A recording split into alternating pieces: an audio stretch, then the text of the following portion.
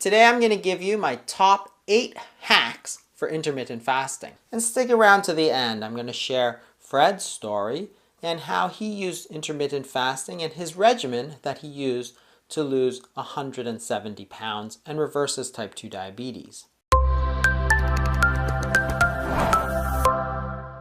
Just remember, whatever you do when you're fasting, always be safe. That's my #1 rule for fasting.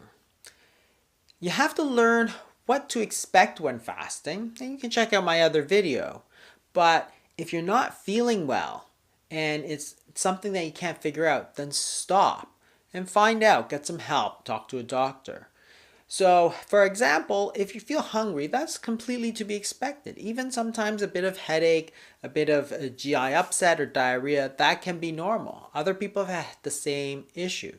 But if you're feeling very weak, if you can't get out of bed, if you're having severe pains, well, that's not normal.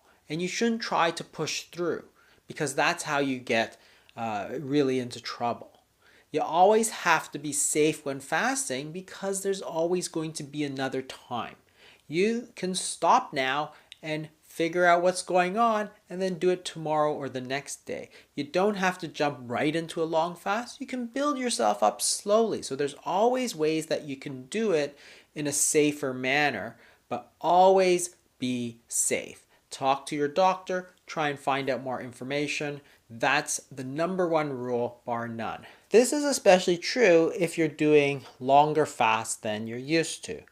Fasting is like a double-edged sword. It has incredible powers to make you better, to make you lose weight, to control your blood sugars, and all those other benefits like autophagy and so on. But on the other hand, it has a lot of power to hurt. Just like a knife. You wouldn't say we should never use knives because it can cut, because it can also heal if you use it like a scalpel. Fasting can be very powerful for good, can also be very powerful in terms of problems. So you have to make sure that you know what you're doing, you're getting the proper medical help, you're talking to your doctor. If you're taking medications, then you should always talk to your doctor to make sure that it's safe to do the fasting.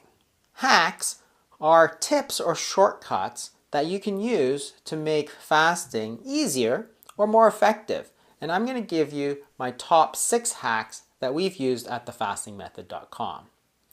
Here's #1. Try using natural appetite suppressants during a fast. You know that you're going to get hungry during fasting, so you have to be prepared for how to deal with it. What we found is that using something like a pinch of salt to water is really effective to suppress those hunger pangs. You can also use something such as pickle juice, which is sugar-free instead. It has also very much the same effect. Or mix a little apple cider vinegar in water. Green tea and mint tea and other herbal teas often do the trick. By the time you finish them, often the hunger starts to subside, and then you can get on with the fasting. Hack #2. Try gentle movement. When you're fasting, try scheduling a period of time when you would normally eat, say lunchtime, and do some gentle movement such as a walk, or for indoors, what's really good is a rebounder. You can just jump up and down and do that for 15 or 20 minutes or go for a walk. As you start to move, or when you're using your rebounder, you're starting to jump up and down, the hunger is naturally going to go away because the blood is going to go into the muscles and you're going to forget about what you're doing.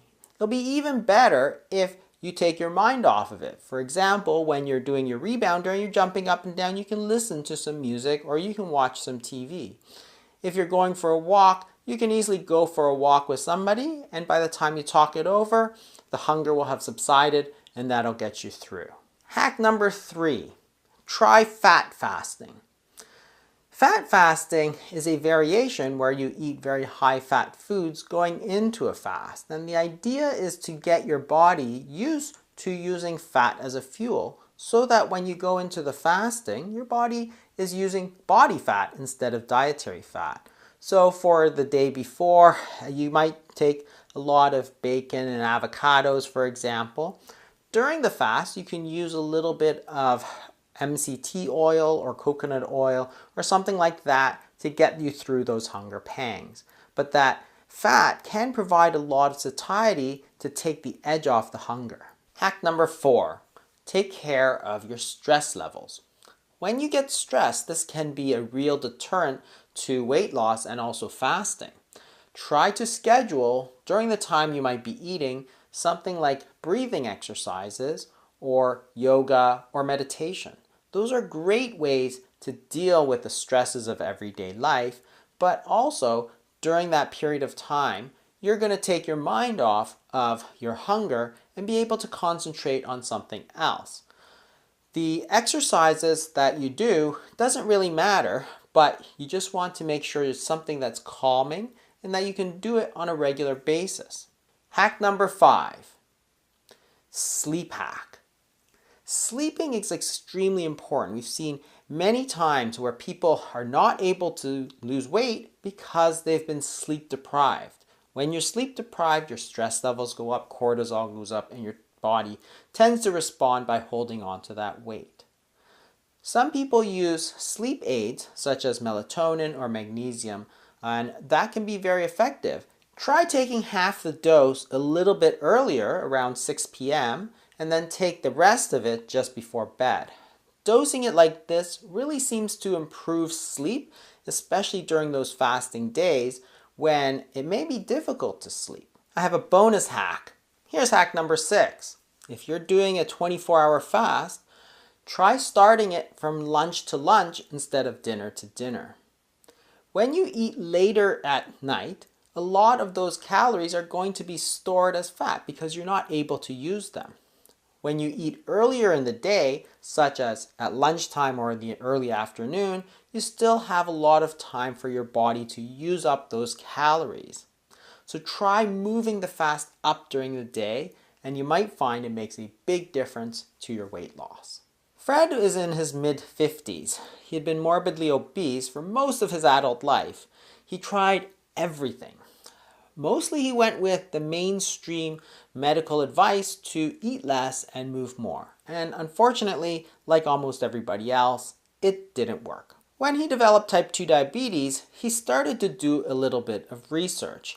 And by reading some of the books like the Obesity Code and the Diabetes Code, he recognized that a lot of what he was taught was probably not correct. He started fasting, and before he knew it, he had lost 170 pounds. He had gotten rid of his type 2 diabetes, as well as his high cholesterol and his sleep apnea. That's great news. What is his best advice? Start slow, cut out all the sugar and refined carbohydrates because they can really make it difficult to do the fasting. His fasting regimen is 3 36-hour fasts per week. So for the entire day, for 3 days, he will not eat. He'll only eat 4 days of the week, and the other 3 he's going to fast. And by doing that, he allows his body to use up those stores of body fat, and that's what allowed him to get so healthy. Great job, Fred. I wish you all the best. Thanks for watching. I hope you learned something. If you did, maybe share it with a friend. They might learn something too, and maybe you might help them with weight loss or reversing their type 2 diabetes. And if you enjoyed it, make sure you hit that like button, and I'll see you next week.